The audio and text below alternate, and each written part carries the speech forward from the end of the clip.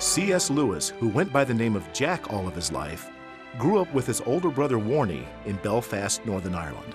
His grandfather was a minister, so he had that tradition. He had an understanding of Christianity, but he didn't really grapple it to his soul until much later.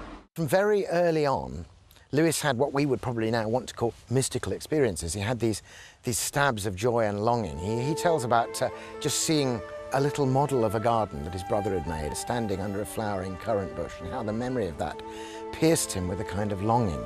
But the beginnings of Lewis's faith suffered with the death of his beloved mother. She had been a bulwark. She had been someone that he relied upon. Her faith was his faith. And when she died when he was 10 years old, that began a rather gradual erosion of his own faith, until when he studied under his great teacher, W.T. Kirkpatrick, his great tutor. Kirkpatrick himself was an atheist. Lewis eventually sort of adopted Kirkpatrick's point of view. Jack enlisted in the Army and fought in World War I. He experienced all the horrors inflicted on soldiers in trench warfare. Afterward, as he studied at Oxford University, his journey away from faith was now complete. He went through the whole process of being the angry atheist coming out of the First World War. In Lewis's early writings, the poems and Spirits in Bondage, what we find there is a person who, on the one hand, denies God, but on the other hand, hates God. So he's living in, as he refers to it, he's in a world of contradictions. He's angry about what's happening to him. He's angry about what he sees happening in the world, and he blames God, and yet at the same time, he doesn't want to believe in God.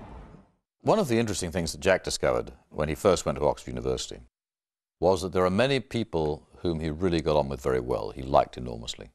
And after a year or so, he suddenly began to realize that the people he liked all happened to be Christians. He had this intensely rational, logical mind.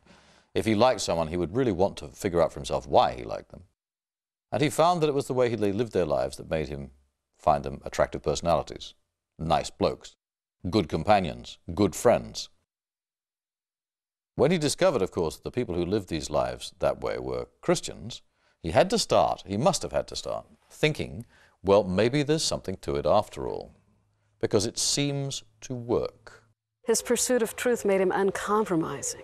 He wouldn't settle for Christianity when it sounded like a silly story someone was making up.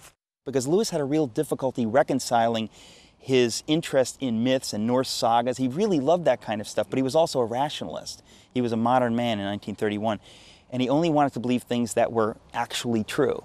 C.S. Lewis's journey to faith is sort of like a two-stage rocket, you know, that one level fired off and then the next level fired off, that he first had to go from atheism to a belief in the existence of God. He soon became a theist. He suddenly realized that there is no other answer that works. There must be a God. And almost more difficult was from a belief in God to a belief in Jesus Christ. Lewis loved taking long, extended walks with his friends. Many times their conversations turned toward belief in God and faith in Jesus Christ. And you can imagine late at night after dinner, C.S. Lewis is walking with Tolkien, the author of the soon-to-be author of The Lord of the Rings. These two great men are walking together. And Tolkien, who was already a Christian, was explaining to Lewis that the Christian story is the world's only true myth. When he was presented with the true myth, the one that really happened, he rejected it. And it was pointed out to him, I think, probably by Tolkien that particular evening in Oxford, that the reason he rejected it was because it really happened. Because people were telling him that it really happened. It wasn't just a story. Because that knowledge suddenly demands from you a reaction of choice, to believe it or to reject it.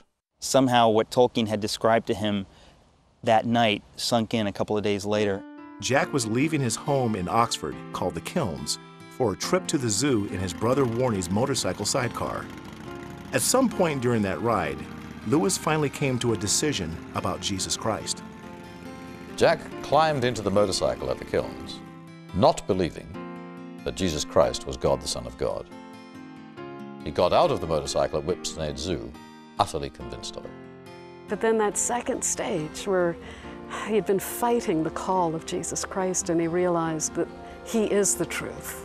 You know, not just true about him, but he is the truth. And the second stage of that rocket went off. He came all the way home to faith in Jesus Christ. And Lewis couldn't be a Christian until he grasped this astonishing truth that in Christ, these two disparate things are one.